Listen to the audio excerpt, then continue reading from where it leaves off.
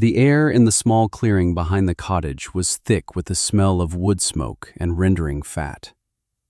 Ilara leaned over the great iron kettle, the heat a solid wall against her face, and stirred the simmering tallow with a long-handled wooden paddle. The motion was slow, circular, a rhythm she had settled into hours ago. It was a practiced movement, one her mother had taught her, but never on this scale. Beside the fire pit, her dog, Bramble, a shaggy brown creature with eyes too intelligent for his simple station, watched her with a patient tilt of his head. He blinked slowly in the hazy autumn light, his tail giving a single, soft thump against the dusty ground. He did not like the acrid smell, but he would not leave her side. A bead of sweat traced a path through the soot on Ilara's temple. She ignored it. The fat was nearly ready, its tissues breaking down into a clear, golden liquid that shimmered over the crackling birch logs. This was the 5th kettle she had rendered this week. The butcher had sold her 3 barrels of suet and lard for a price that made him look at her with pity. The snap of a twig broke her concentration. She looked up to see Mr. Gable standing at the edge of her property, his hands resting on the top of his walking stick. He was a man made of sturdy, weathered timber, his face a roadmap of 70 hard winters. He squinted at the steaming pot, then at the growing stack of cooled, white blocks of tallow near the cellar door. "That's a powerful stink you're raising, Ilara," he said, his voice a low rumble. It wasn't an unkind observation, merely a statement of fact. "Figured you for baking, not boiling up every scrap of fat in the county." Ilara offered a small nod and continued her stirring. "It's for soap, Mr. Gable." He took a few steps closer, his boots crunching on fallen leaves. Bramble lifted his head and issued a low, questioning growl. Ilara placed a hand on his flank, and the sound subsided into a quiet rumble in his chest. Mr. Gable gestured with his stick toward the impressive pile of tallow. "Soap? Child, that's enough fat to make soap for the whole town for a decade. What's a girl living alone going to do with a mountain of soap? Wait until winter gets its teeth in you. You'll wish you'd saved that tallow for candles and cooking." "I have a plan," she said quietly, her voice almost lost in the crackle of the fire.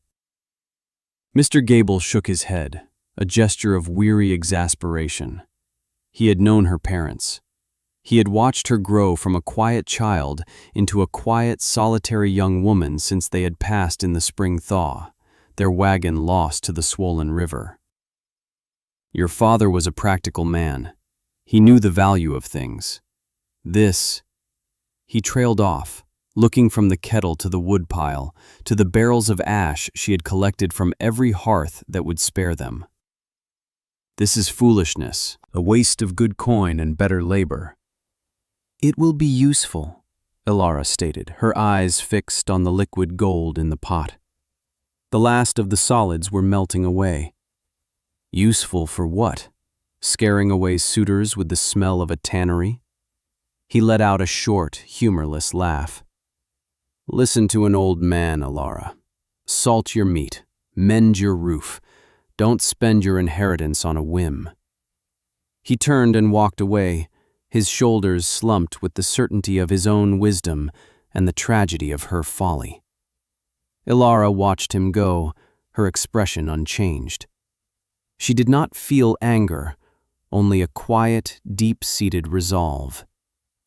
When he was gone, she ladled the hot, clean tallow into a series of smaller buckets to cool, her movements efficient and unhurried. Bramble rested his heavy head on her knee as she worked, his warm presence a silent vote of confidence. Later that evening, with the house quiet and the scent of wood smoke clinging to her clothes, she sat at her father's small writing desk. The fire in the hearth cast a gentle, wavering light on the room. She opened a leather-bound journal, its pages filled with her father's neat, compact script. He had not been a man of letters, but a man of observation. He wrote of crop yields, of weather patterns, of the price of lumber. But tucked in the back, in a section written in her mother's more elegant hand, were notes of a different kind. They were transcriptions of older journals, stories passed down from her great-grandfather, a physician in a distant city. Ilara's finger traced one particular passage. The ink faded to a pale brown. "The sweating sickness returned in the autumn of '72, it read. It moved like a phantom through the congested alleys, a fever that drowned a man in his own bed. The apothecaries were useless, their poultices and bleedings a fool's comfort. Panic was a worse plague than the sweat itself." Ilara's eyes scanned down the page, past descriptions of the illness, to the final underlined entry. "I observed only one constant. In the tanner's district, where the stench is foulest but the use of harsh lye soap is a daily ritual, the sickness found no purchase. The men who worked the hides, their hands chapped and raw from the caustic agent, they survived. It was not a cure, it was a barrier. Cleanliness, absolute and severe, was the only armor."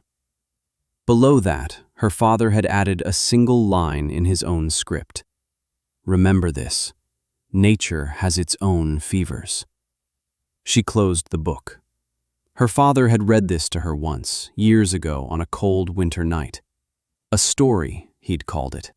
A cautionary tale. But now, alone, it felt like a map. A set of instructions left just for her. 300 pounds of soap. That was the number she had settled on. Enough for every home, enough to build a wall. She looked at her hands, already red and chapped from the first few days of work. It was a start. The next morning, she began the process of making lye. She had 20 barrels of hardwood ash, purchased from the baker and the blacksmith, and hauled one by one in her father's old cart. She arranged them on a raised platform behind the woodshed, each with a small hole plugged near the bottom. Working methodically, she poured bucket after bucket of rainwater, collected in the cistern, over the ash, letting it soak and saturate. The work was heavy, her arms and back screaming with the strain of hauling the water. Liam, the cooper's son, found her struggling to hoist a particularly full bucket. He was a quiet young man with kind eyes, his hands as skilled with wood as hers were with herbs and thread. He did not ask what she was doing. He simply took the bucket from her. "Let me," he said. He lifted it as if it were half its weight and poured it evenly over the gray ash. "Thank you," Ilara said, her breath catching in her throat. "This is for the soap Mr. Gable is talking about," he stated, not asked. There was no mockery in his voice, only a genuine curiosity. She nodded. "Yes." He looked at the long row of barrels, at the immense pile of tallow, at the cords of wood stacked higher than his head. He seemed to be doing a silent calculation. "That's a lot of soap." "It is," she agreed. He lingered for a moment, his gaze shifting from her face to her reddened hands. "If you need help moving the barrels, just ask. My father has a heavy dolly you could borrow." "I might need that. Thank you, Liam." He gave her a small, shy smile and left. He was the first person whose curiosity was not edged with scorn. The interaction was a small, smooth stone in the rough landscape of her day. A week later, the lye was ready. She unplugged the holes in the barrels, and a slow, viscous trickle of brownish liquid began to drip into the clay pots she had set below. It was a dangerous substance, capable of burning flesh to the bone. She handled it with immense respect, wearing thick leather gloves and moving with the deliberate grace of someone who understood its power. She tested its strength the old way, by seeing if a chicken feather or a potato would dissolve in it. When a fresh feather vanished into nothingness in a matter of moments, she knew the lie was strong enough. Now the true labor began. In the great iron kettle, she melted 100 pounds of tallow, a third of her supply. When it was a clear, hot liquid, she began to add the lye, pouring it in a slow, steady stream. The mixture hissed and spat. A foul chemical odor, sharp and suffocating, rose in a plume of steam, chasing even the stalwart bramble to the far side of the clearing. Ilara tied a cloth over her nose and mouth and began to stir. This was the part that required more than strength. It required endurance. The process, called saponification, was a slow, magical transformation. It could not be rushed. For hours she stood over the kettle, her world shrinking to the circle of bubbling, thickening liquid. She stirred and stirred, the wooden paddle scraping a rhythmic, hypnotic path along the kettle's bottom. Her shoulder burned, then went numb. Her back seized. The sun climbed to its zenith and began its slow descent, and still she stirred. Mrs. Gable, on her way back from the market, stopped to watch for a moment, her face a mask of pity and concern. "Oh, you poor child," she called out. "You'll work yourself into an early grave. What would your mother say, seeing you like this?" Ilara did not answer. She did not have the breath or the will to form a reply. Her focus was absolute. The mixture was changing. It was turning opaque, creamy, the color of thick honey. It was tracing patterns on the back of the paddle. The trace, the sign it was almost ready. Another hour of slow, patient stirring, and it was done. The soap was thick, a homogeneous, semi-solid mass. Exhausted, every muscle in her body trembling with fatigue, she began the final stage of the day's work. With Liam's help, he had appeared silently as dusk fell, as if summoned by the sheer weight of her task. She ladled the hot, thick soap into a dozen shallow wooden frames she had built. "Be careful," she warned, her voice hoarse. "It will still burn." He nodded, his movements as careful and deliberate as her own. Together, they filled the frames and smoothed the tops. They left them in the cool, dry air of the woodshed to set. Ilara slumped against the cottage wall, too tired to even wash. Bramble licked the sweat from her hand. Liam brought her a dipper of cool water from the well. "You did it," he said, looking at the filled frames. "1/3 of it," she corrected, her voice barely a whisper. She took the water, her hands shaking. "Thank you for your help." "Any time," he said, and he meant it. The next day, the soap was a solid block. She took a knife and scored it into thick 4-inch bars. After another day, she and Liam broke the bars apart. They were rough, yellow-brown, and smelled harshly of lye and fat. It was not the fragrant milled soap the wealthy merchant Mr. Finch sold in his shop. This was a tool. It was armor. She began stacking the bars on the long wooden racks in her root cellar, bar after bar, row after row. The first batch yielded over 300 bars. They filled an entire wall of the cellar. She looked at the racks, a library of pale bricks, and felt not pride, but the immense weight of the work still to come. She repeated the entire process 2 more times. Another week of rendering fat, another week of leaching lye. 2 more long, grueling days of stirring the great kettle until her body was a single, continuous ache. Liam helped her each time the soap was ready to pour, his quiet presence a bulwark against the town's silent judgment. The whispers followed her when she went to the market for flour or salt. "There's the soap girl. Mad as her great uncle, they say.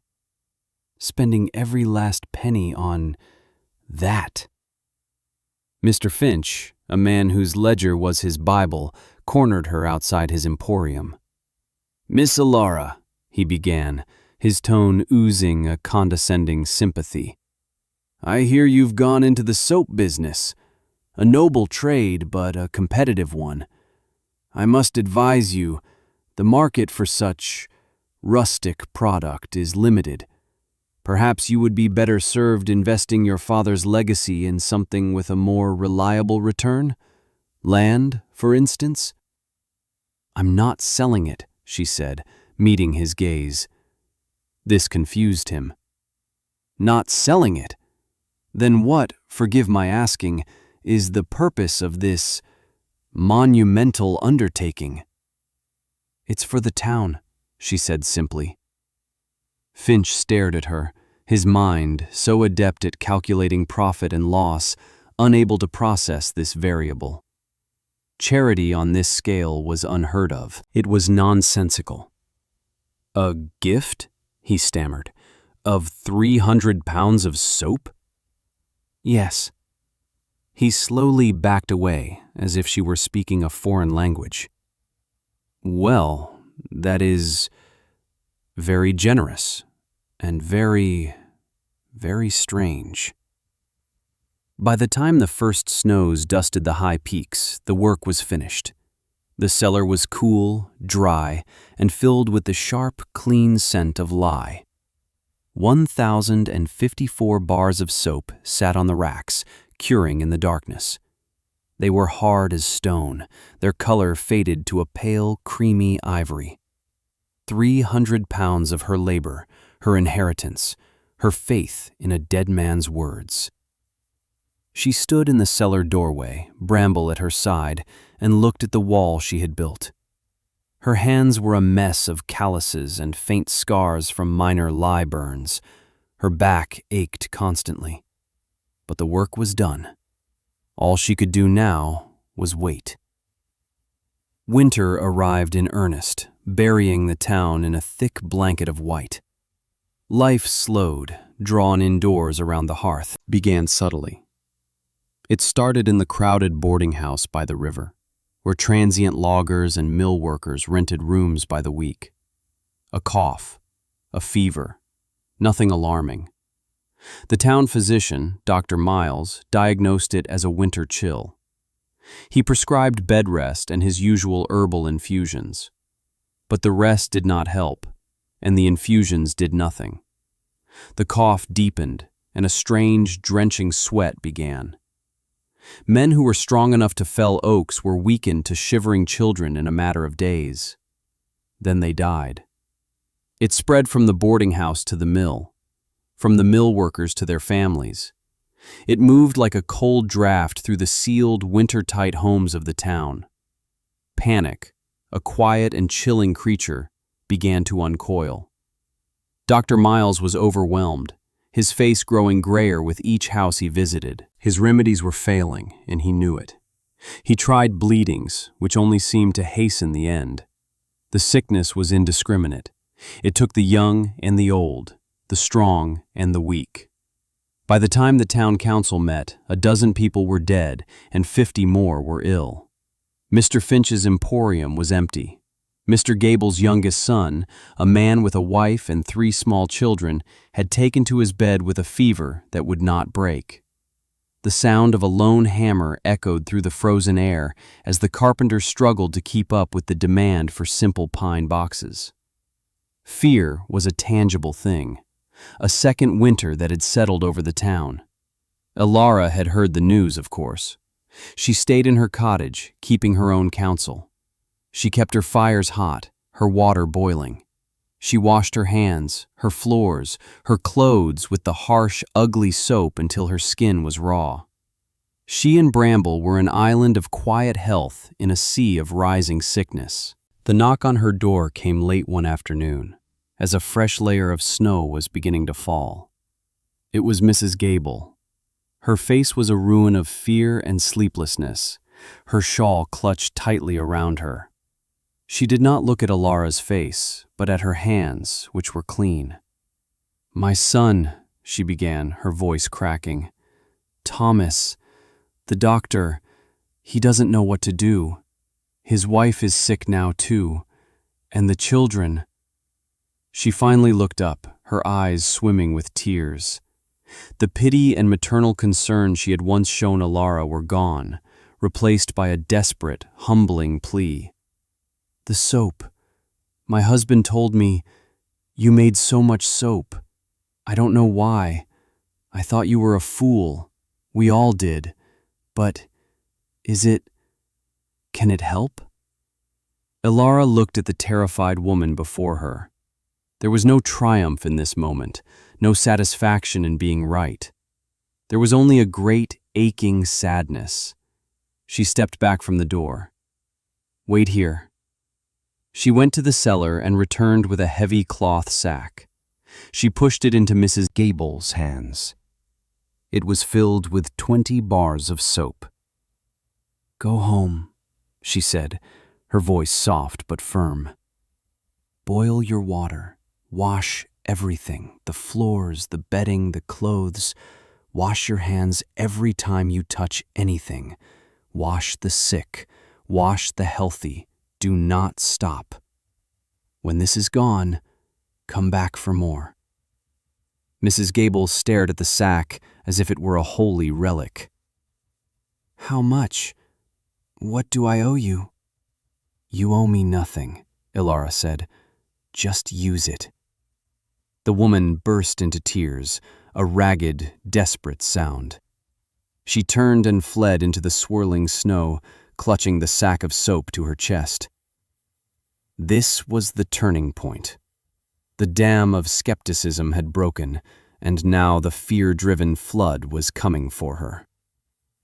The next day, a dozen more people came. They were neighbors who had once whispered about her, friends of the Gables, families of the sick mill workers. They came with the same desperate hope in their eyes. To each of them, she gave a stack of soap and the same instructions.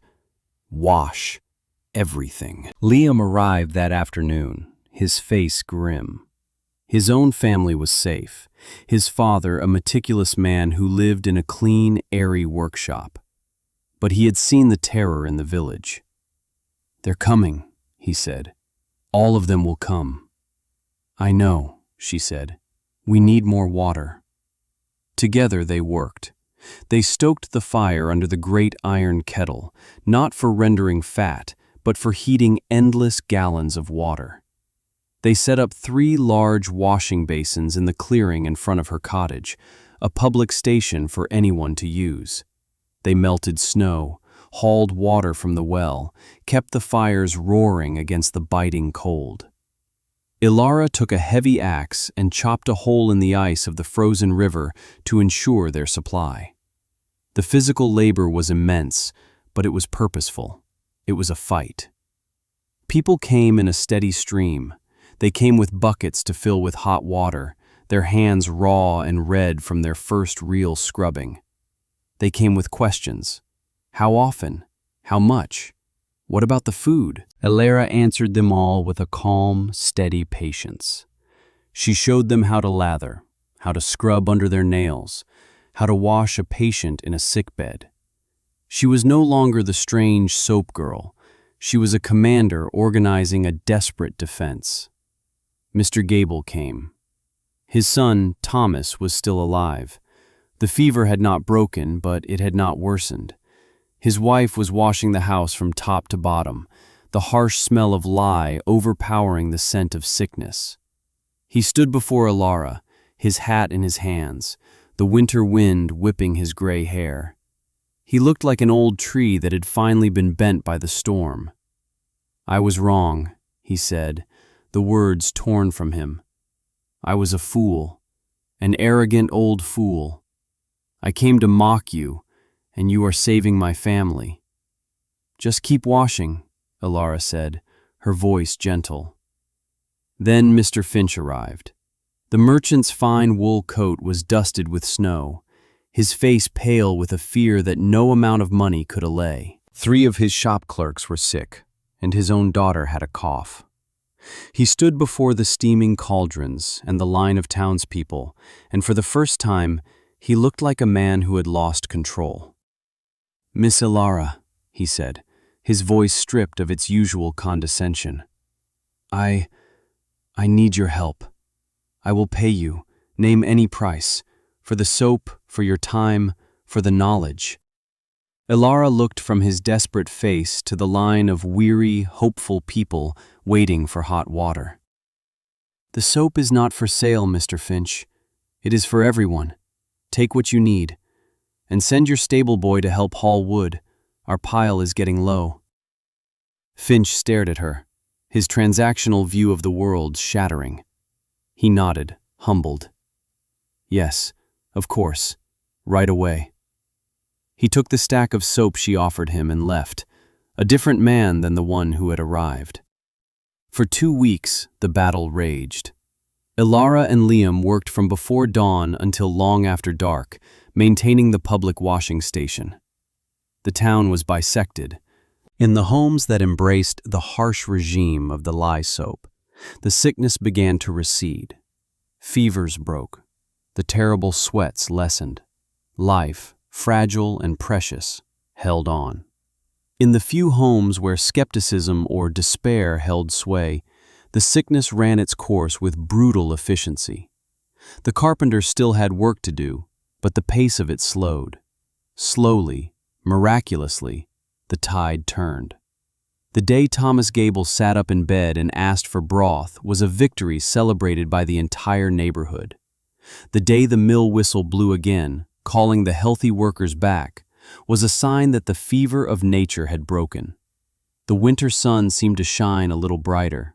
The air, though still cold, felt cleaner. When the spring thaw finally came, melting the great mounds of snow and swelling the river, the great sickness of that winter was already passing into legend. 37 souls had been lost, but over 200 had been sick and survived. The town was scarred and grieving, but it was alive. The root cellar at Ilara's cottage was nearly empty. Only a few dozen bars of soap remained on the long, silent racks. The town did not forget. They couldn't. The memory was scoured into them, just as the lye soap had scoured the sickness from their homes. That autumn, as the leaves began to turn, a delegation came to Ilara's door. It was Mr. Gable, Mr. Finch, and half a dozen other town elders. "We want you to teach us," Mr. Gable said simply. "We don't want to be caught unprepared ever again." And so, a new tradition was born, the annual soap making. It became a communal event, a ritual of remembrance and preparation. Ilara, no longer an outcast but a revered teacher, showed them the whole process. They hauled the ash and tallow together. They worked in teams to stir the great kettles, their combined strength making the long hours manageable. She taught them how to leach the lye safely, how to know when the soap was ready, how to cut and cure it. The children watched, their eyes wide, learning the lesson that the simplest things, cleanliness, preparation, community, were the strongest walls against the dark. The harsh, lye-heavy smell that had once been a mark of her folly became the scent of their survival, of their foresight. Years passed. The seasons turned, each one marked by the soap-making in the fall and the quiet confidence it brought to the winter. Ilara and Liam married, their bond forged in the crucible of that terrible winter. Their life was quiet, their happiness deep. They never had children of their own, but all the children of the town were, in a way, theirs. Bramble grew old. His muzzle turned gray, his intelligent eyes clouded with age. His movements became slow and deliberate. He spent most of his days sleeping by the hearth, his body a warm, familiar presence in the quiet cottage. One evening, as Ilara sat reading by the fire, he rested his heavy head on her lap. She stroked his soft ears, her fingers tracing the familiar shape of him. He gave a deep, contented sigh, and his breathing slowed, then simply stopped. There was no struggle, no pain. It was a peaceful drift into a final sleep. Ilara sat with him for a long time, the silence in the room heavier than any sound. She and Liam buried him the next morning under the old oak tree where he had loved to lie in the summer shade. There was no marker, but she knew the place as well as she knew her own heart. He had been her first believer, her steadfast witness. More years spun by, weaving silver into Ilara's hair and carving gentle lines around her eyes. She became the town elder, the keeper of its most important story. Young mothers brought their babies to her to be held. Young men and women sought her counsel, which was always simple, practical, and wise. She never spoke of her vindication, never reminded anyone of their doubt. She didn't have to. The proof was in the cellar of every home in town, where stacks of simple, powerful soap stood guard. Liam passed first, on a summer morning, his heart simply giving out after a long and good life. Ilara mourned him with the same quiet dignity with which she had lived. She continued on for a few more years, her body growing frail but her spirit remaining clear. She died in the winter, in her own bed, with the fire crackling in the hearth. The whole town turned out for her burial. They laid her to rest beside Liam, near the great oak tree. Mr. Finch's grandson, now a master stone carver, was tasked with making her grave marker. He labored on it for weeks. It was a simple granite slab, polished smooth. It did not list her dates of birth or death. It bore no scripture.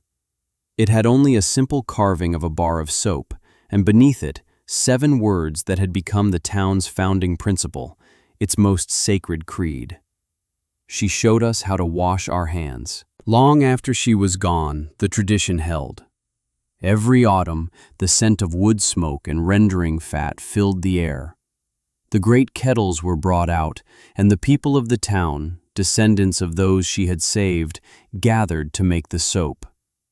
They worked together, their movements a practiced choreography of shared knowledge, and as they stirred the thick, creamy mixture, the old ones would tell the story of the quiet, stubborn girl who, long ago, had stockpiled 300 pounds of soap they said was foolish, and in doing so, had taught them how to save themselves.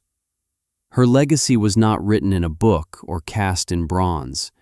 It was in their hands. It was in the clean, safe homes.